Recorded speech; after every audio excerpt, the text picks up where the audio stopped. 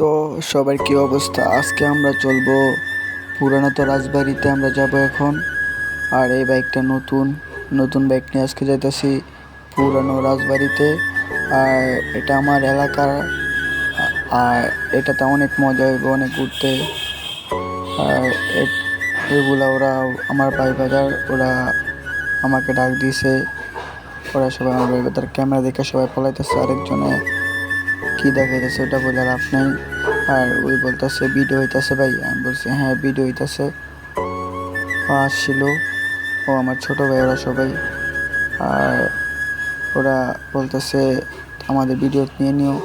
আর ওরা ক্যামেরা দেখে একজনে একভাবে ভাব নিতেছে, নিতে থাক। আর আমরা এখন যাব রাজবাড়ির উদ্দেশ্যে। পুরানো রাজবাড়ি 100 বছরের। আর এই রাজবাড়িটা আপনাদেরকে দেখাবো। আর এটা এলাকাটা, আর এটা মোটো ব্লক সিজন 2 আর মোটো ব্লক 2, মোটো ব্লক নাম্বার 2 এটা। আর এই রাস্তাটা অনেক ভাঙাচোরা, আর এটা এলাকার রাস্তা, তো তাই এরকম ভাঙাচোরা দিকে ক্যামেরাটা ব্যবহার করতেছে। বাট একটু ধৈর্য ধরেন, আমরা এখনই পুরানো তো রাজবাড়িতে এসে পড়ছি। আর 20 সেকেন্ডের মতন লাগবো। এই যে এখনই চলে আসলাম। এই রাজবাড়িটা মূলত নারায়ণগঞ্জ 2500 পড়ছে।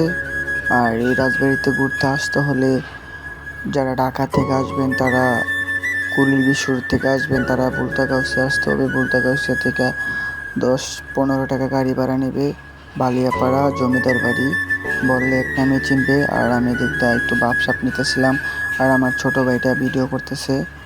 আর এই রাজবাড়িটা 152 কোটা রুম ছিল আগে, এখন ভাঙ্গা একটু কমে গেছে, এদিকটা ভাঙ্গা গেছে। আর এদিকটা বট গাছটা অনেক বড় হয়ে গেছে। আর আমি এদিকটা বাপসাপ নিতেছি, আর মুরব্বী লোকটা এরকম ক্যামেরাতে সামনে বাজে 11টা এখন ব্যায়াম করতেছে, বুঝতেছি না মুরব্বীটা কি হয়েছে। আর এই রাজবাড়িটা দেখার জন্য অনেক দূর দূর থেকে মানুষ এসে আর সেই জায়গায় ব্লগ করে। আর আমি আমার বাসার সামনে ব্লগ করতে পারি না, আজকে ব্লগটা করে নিলাম।